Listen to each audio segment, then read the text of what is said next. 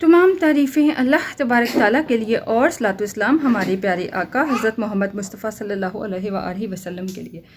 मोहतरम ख़वातीनो हज़रात, आज बात करते हैं बार बार पेशाब आने के मसले पर।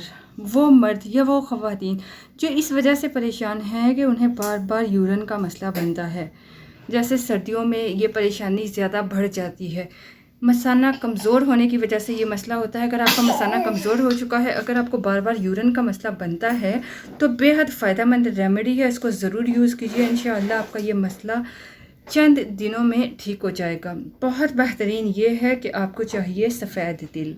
सफ़ेद तिल का जिक्र मैं अपनी बहुत सारी रेमेडीज़ में कर चुकी हूँ। ये आपकी हेल्थ के लिए बहुत फ़ायदेमंद है, ये आपकी कमज़ोरी को ताकत में बदलते हैं। तो आपको चाहिए सफ़ेद तिल। दूसरी चीज़ जो आपको चाहिए होगी वो है सूजी। सूजी भी आपको आसानी से मिल जाएगी, मोस्टली घरों में मौजूद होती है, हलवा वगैरह बनाया जाता है। अच्छा, ये हो गई दो चीज़ें। तीसरी चीज़ आपको चाहिए शुगर, चीनी, मिठास के लिए आपने मिलानी है।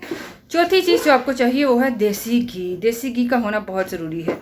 अब आपने करना क्या है, एक पैन लें जिसमें आपने इन चीज़ों को बनाना है। लेकिन कैसे, आइए जान लेते हैं। मोहतरम ख़वातीनो हज़रात, आपको करना क्या है, आपने पैन लेना है या कोई भी बर्तन ले लें, उसमें आपने तकरीबन 2 से 3 चम्मच देसी घी के मिलाने हैं और उसमें आधा पाव आप ले लें सूजी।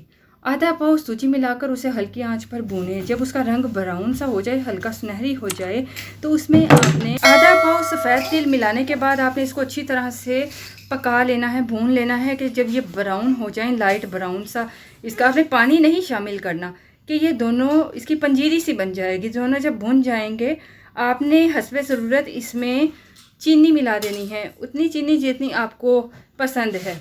अगर आप डायबिटिक पेशेंट हैं तो चीनी मत मिलाइएगा।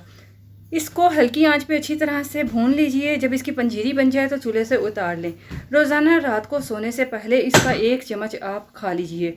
बहुत फ़ायदेमंद है, मसाने की कमज़ोरी को दूर करती है ये पंजीरी। इसके अलावा बार बार पेशाब आने की तकलीफ़ को ठीक करेगी। इंशाअल्लाह इसको आज़मा कर आपने अपना एक्सपीरियंस हमारे साथ शेयर करना है।